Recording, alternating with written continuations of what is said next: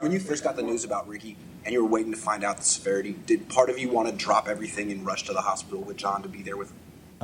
Yeah, obviously, but I'm in charge of our team too, and I don't do that stuff just so you won't say something negative about me. I try to make the right decision for the people I'm responsible for, and I had 100 people about to show up to my house an hour and a half from there, and I try to do things for the right reason. People who know me never question that, but I would never do something just to avoid people saying bad things. Ricky Pearsall update, Kyle. We saw him out here on Tuesday, and I guess he was here Monday as well. How is he kind of being involved with the team, and just how is he doing overall? It's kind of been amazing just watching him. I'm getting to see him Sunday, Monday, for him to be able to walk around and stuff with that happening. Talking to the people at the ER, saying out of like 100 people, 2 people have survived that.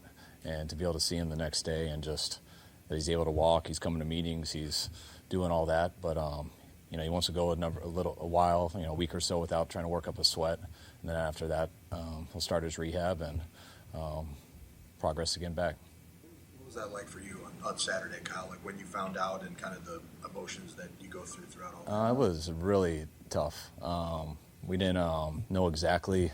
We just knew that he got shot, and that was all we knew. And then it took us about an hour to figure out what the hospital was and things like that, because he just made a couple calls to people, so we had it from them, but none of us knew where he was or anything. And this was, it's like at 3:30. By the time that we got to him, it was good because by the time we found out where he was, we got to him. It was real cool. He FaceTimed me. That was like the first time I knew he was all right. I got a call like 20 minutes before that saying he was conscious, he was talking, that he was going to survive and all that. But then he FaceTimed me right after from his bed. It was real upbeat. Like it was really amazing because that hour, when you hear about a shooting, we didn't know where it was or anything, so you just assume the worst. Then to hear it was in the chest, you don't think that usually goes that well. Then he actually had to talk to him like 15 minutes after that and just talk to a guy that seems like he's okay. Obviously, he's got a bad, horrible injury, and there's a huge mental side that'll go to that he's got to work through for a while. But it was a lot of emotions.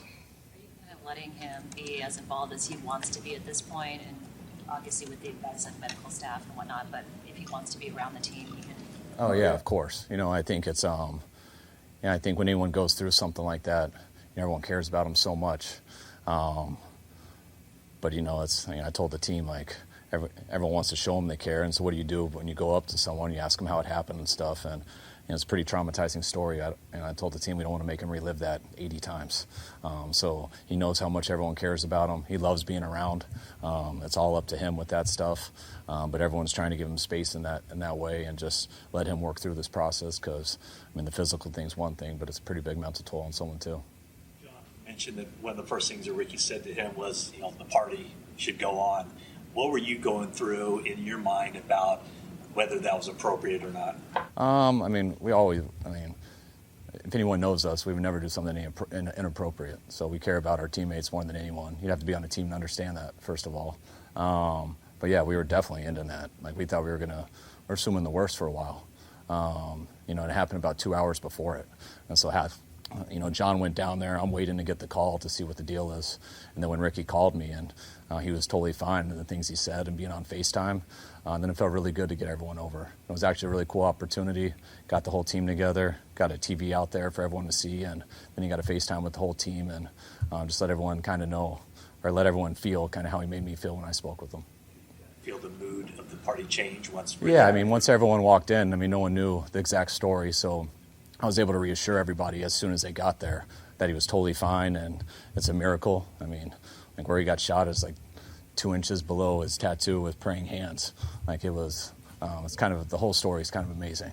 But to tell everyone as soon as they get in, you can't call a whole team, but to tell everyone right when they got there, it was really cool. And then about 2 hours later, Ricky got on and talked to everybody. Kind of say about a guy like Ricky Pearsall? You see him walking himself to the ambulance. He's just gotten shot.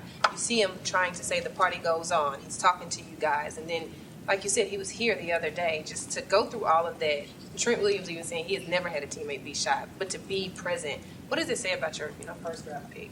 We've been so impressed with Ricky with everything he's done prior to this. And for this to happen and just kind of to hear kind of what his girlfriend, what his parents went through, even talking to Ricky, like when it happens, he doesn't know until he actually gets to the hospital and talks to doctors and stuff that he's going to be all right. So for him to have to go through that shock and the anxiety and the panic of not knowing whether you're going to live or die, and then just, I saw the video that everyone saw him just walking through, but at that time he has no idea he's going to be all right. He's the toughest person I know, just going through a situation like that. We always felt this way watching him on the football field and things like that, but kind of to watch how he handled that situation and watch how he's been every day since, it shows how special of a guy he is.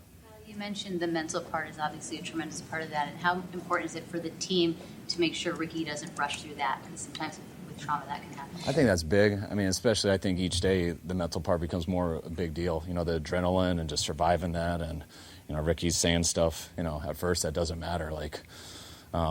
I still think I could play versus the Jets. Those are the things he's talking about, and it's just like, dude, what are you talking about? There's other things, but the adrenaline of all that, and then I think each day, just to actually relive that, and what his family had to go through for a couple hours. Just flying out here, not totally knowing what the deal was going to be. I think that stuff for him or anybody, it's when that adrenaline goes away, that becomes a much bigger deal, and that's kind of what I mean by everyone kind of respecting that, because we'd all be the same, and trying not to make him relive it as much as possible, but it's a really an unbelievable story. Coach, how have you addressed this with the team to make sure they're in the right mental state moving forward? What's ahead? The way I just said. It's more about the respect of Ricky and stuff. I think our team was pretty good once we found out how all right he was.